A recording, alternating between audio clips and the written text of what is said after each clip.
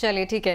Sir हमारी जो एक व्यूअर थी, हमारी प्राइम मेंबर ज्योति रंजनारत जी, जिन्होंने पूछा था कि मैंने सिल्वर ईटीएफ लिया हुआ है एचडीएफसी का, उसमें निवेश कर रखा है, क्या प्रॉफिट बुकिंग कर लेनी चाहिए? दरअसल सर उनका जो कंसर्न है वो ये है कि उन्हें क्या अभी प्रॉफिट बुक कर लेना चाहिए, क्योंकि उन्हें ऐसा लग रहा है कि उनका व्यू तो लॉन्ग टर्म का था, लेकिन प्राइजेस उन्हें जो है वो मैनिपुलेटेड लग रहे हैं, तो वो लॉस बुक नहीं करना चाहती हैं, इसलिए जानना चाह रही हूँ।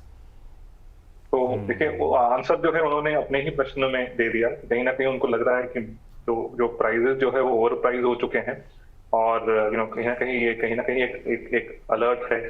और तो कहीं ना कहीं मैं ये भी मानता हूँ, देखिए, इट इज नेवर इजी कोई भी एसेट क्लास को ट्रिम करना on profit booking. It is never easy कि कहीं ना कहीं वो ग्रीड और फियर जो है ना वो हमेशा प्ले करेगा कि अगर मैंने आज प्रॉफिट बुक कर लिया और जिस तरह से सिल्वर बिहेव कर रहा है या फिर कोई अदर इन्वेस्टमेंट एवेन्यू बिहेव कर रहा है, तो हो सकता है कि प्राइजेस और बढ़ जाए।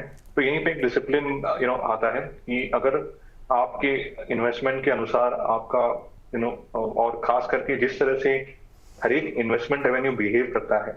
देखिए, गोल्ड में अगर हम बात करें ना, तो गोल्ड की tendency to correct is not that high. Gold can go through time correction for a much more longer period of time, not price correction. जब मैं कहता हूँ प्राइस करेक्शन, तो प्राइजेस में फॉल होना, राइट, ठीक है। हालांकि गोल्ड में भी पीछे हो चुका है, लेकिन जरूरी नहीं है कि हम आगे जाके हो। लेकिन सिल्वर की अगर हम बात करें, तो सिल्वर में हमने बहुत समय देखा है कि जहां पे प्राइस करेक्शन भी होता है, राइट। एक पर्टिकुलर पॉइंट पे आके सिल्वर गिरता है और उसके बाद फिर से हो सकता है बढ़ता है। तो ये सारी चीजों को देखकर अगर इनको लग रहा है कि कि कहीं ना कहीं ये ओवर प्राइस नजर आ रहा है, और ऐसा तो नहीं कि ये प्राइजेस जो है वो इन्फ्लेटेड है इतने और ये करेक्ट हो जाए, तो जो प्रॉफिट सामने नजर आ रहा है, तो अंदाजन मेरे हिसाब से एटलीस्ट पूरा प्रॉफिट बुकिंग तो नहीं, लेकिन ट्रिम करना तो ट्रिम करना शायद सेंसिबल हो। तो एटलीस्ट ट्रिम करके थोड़ा सा प्रॉफिट बुकिंग करें, तो it could be better idea.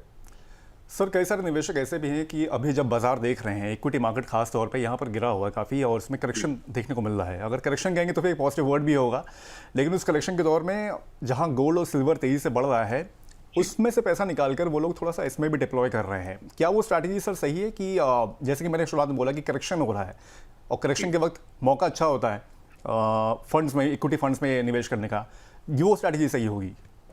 तो अगर आपका प्रश्न अभिषेक जी ये है कि अगर गोल्ड और सिल्वर प्राइसेस बढ़े हैं तो वहां पे प्रॉफिट बुक करके हम इक्विटीज में निवेश करें, क्योंकि प्राइसेस में करेक्शन है इक्विटीज के, तो वो सही होगा। लेकिन इक्विटीज में भी अगर आप देखेंगे तो इक्विटीज के कुछ पॉकेट्स आज भी, या खास करके स्मॉल कैप हो गया, और कहीं ना कहीं ओवर प्राइस्ड है।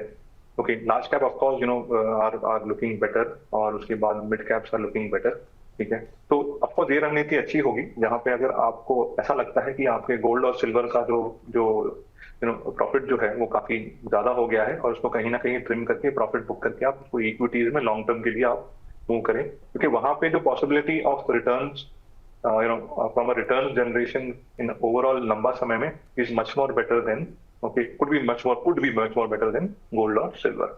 और सर उनके लिए क्या सलाह है कि जो इक्विटी से निकल रहे हैं अभी सर और गोल्ड और सिल्वर में जा रहे हैं? तो उनके लिए मैं कहूंगा कि आप थोड़ा संभल के जाइए, ओके।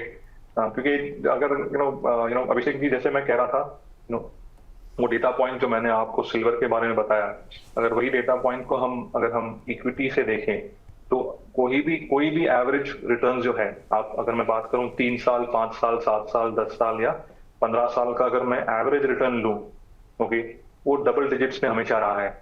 जबकि वही सेम कैलकुलेशन अगर मैं सिल्वर का करूं, ठीक है, एवरेज रिटर्न, तो बारिंग 3 साल थैंक्स टू लास्ट 1 ईयर, बाकी जो 5 साल, 3 साल, 5 साल, 7 साल, 10 साल और 15 साल का अगर मैं एवरेज रिटर्न लूं, और ये रोलिंग साइकिल्स के, तो वो जो है ना वो सिंगल डिजिट में रहे हैं। ऑफ कोर्स 10 के आसपास है, वो 9.21 के आसपास जो हाईएस्ट है। तो ये सारी चीजें जो कहती है कि आपका इन्वेस्टमेंट्स अगर आप इक्विटीज की तरफ देख रहे हैं तो वो ज्यादा सेंसिबल है।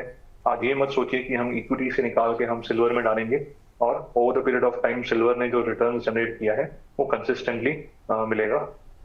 हो सकता है कि उतना वो रिटर्न्स को मैच नहीं कर पाए जितना आपको over the period of time equities करके दे। ठीक है सर। वैसे इसी से जुड़ा हुआ कुछ हमने सर आज पोल रखा था अपनी ऑडियंस के लिए, सवाल था उनके लिए कि अब निवेश के लिए क्या बेहतर है, और 3 ऑप्शन हमने दिए थे, गोल्ड ईटीएफ, सिल्वर ईटीएफ और इक्विटी फंड। 184 वोट्स उस पर पड़ चुके हैं, और सर 55% वोटिंग आई है गोल्ड ईटीएफ पे, 30% आई है सिल्वर ईटीएफ पर, और इक्विटी फंड पर केवल 15% ही वोटिंग आई है। अब कैसा माइंडसेट देख रहे हैं हम इन्वेस्टर्स का? ये हो सकता है, देखिए मुझे गलत मत समझिएगा, लेकिन ये नियर टर्म माइंडसेट है, जहाँ पे लॉन्ग टर्म इन्वेस्टमेंट्स के प्रति अगर पोल दिया जाए तो इसको अगर हम बात करें तो इसको थोड़ा सा उल्टा देखना चाहिए, जहाँ पे मैं उम्मीद रखता हूँ कि over the period of time क्योंकि निवेशक इक्विटीज को जो है वो ज्यादा वोट करे from a long term perspective, उसके बाद गोल्ड और उसके बाद सिल्वर। ठीक है सर, चलिए इसी बीच एक बार सिल्वर ईटीएफ में एक साल का रिटर्न कैसा रहा है इस पर नजर डालते हैं। अगर लिस्ट देखें तो लिस्ट में सबसे ऊपर नाम है मिराय एसेट सिल्वर ईटीएफ का, जिसने बीते एक साल में 290.94% का रिटर्न अपने इन्वेस्टर्स को दिया है। दोस्तों 90% तक के रिटर्न दिए हैं इस ईटीएफ ने। डीएसपी सिल्वर ईटीएफ को अगर देखें 287.18% का रिटर्न इसने दिया। एक्सिस सिल्वर ईटीएफ पर नजर डालें, तीसरे नंबर पर इस लिस्ट में है, 286.22% का रिटर्न इसने दिया अपने निवेशकों को। साथ ही एचडीएफसी सिल्वर ईटीएफ ने भी 286% के रिटर्न दिए और आदित्य बिरला सिल्वर ईटीएफ ने 285% तक के रिटर्न दिए हैं अपने इन्वेस्टर्स को। बीते एक साल में ही केवल 290 तक के रिटर्न जो है अपने इन्वेस्टर्स को इन्होंने दे दिए हैं। सर, सिल्वर ईटीएफ में निवेश करने वालों को अभी किन रिस्क और उतार चढ़ाव को जो है ध्यान में रखकर चलना चाहिए? क्योंकि चाहे हमारा पोल हो, चाहे ये पास्ट रिटर्न्स हो, क्योंकि निवेशकों को हम कितना भी कह लें वो पास्ट रिटर्न्स देखकर ही चलते हैं, और बीते ही एक साल में इतने जबरदस्त रिटर्न जो है सिल्वर ईटीएफ ने दिए हैं। अभी भी पोल को देखते हुए रुझान लोगों का लग रहा है सिल्वर ईटीएफ की तरफ भी है।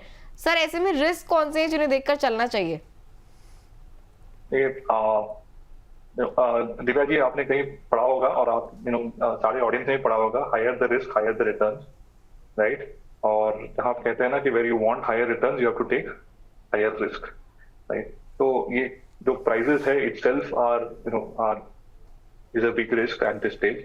और ये सारी चीजें जो है, जैसे मैं कह रहा था बिगनिंग में कि ये एक इंडस्ट्रियल यूज के केस स्टडी पर जो है या फिर उसके केस पर बन रही है। मैं ये डाउट नहीं करता कि एआई का कोई रोल नहीं आएगा आगे जाकर, और ये सारी चीज मैं मानता हूँ, लेकिन इस तरह के जो प्राइजेस जो बढ़ना वो कहीं ना कहीं एक चेतावनी है।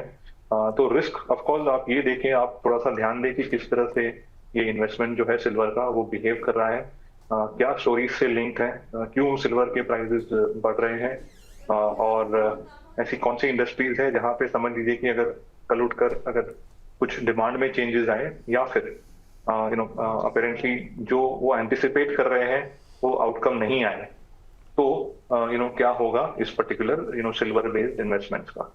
तो केवल रिटर्न्स ही एक बेंचमार्क नहीं होता किसी भी इन्वेस्टमेंट में, चाहे वो सिल्वर हो, गोल्ड हो या वो इक्विटीज भी हो, राइट? ओके, केवल जो है रिटर्न्स एक सही बेंचमार्क नहीं है या पैरामीटर नहीं है। बहुत सारे पैरामीटर्स हैं जब आप किसी भी इन्वेस्टमेंट रेवेन्यू को देखते हैं, तो सारे इन्वेस्टमेंट रेवेन्यू को देखकर आप निवेश करें तो वो बेटर इन्फॉर्म डिसीजन होगा, ना कि केवल पिछले 1 या 2 साल के प्राइजेस को देखकर।